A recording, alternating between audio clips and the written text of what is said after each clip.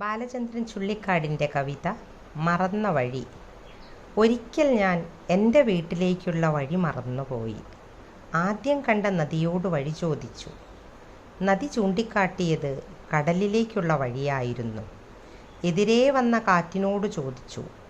കാറ്റ് എന്നെ ചക്രവാളത്തിലേക്ക് വഴിതെറ്റിച്ചു.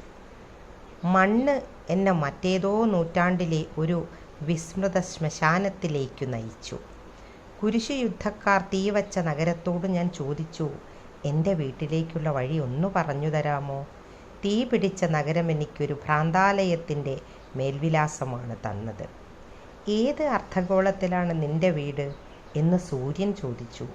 എനിക്കതറിയില്ലായിരുന്നു.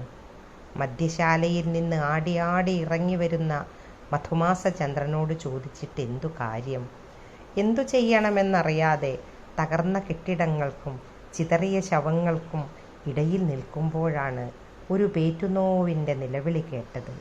തുടർന്ന് എല്ലാ യുദ്ധങ്ങൾക്കും മുകളിൽ കോടാനുകോടി കുഞ്ഞുങ്ങളുടെ പിറവിക്കരച്ചിൽ. നെറ്റിയിൽ മുറിവും കയ്യിൽ കഴുകൻ്റെ തൂവലുമായി എൻ്റെ ഓർമ്മ തിരിച്ചു വരുന്നു.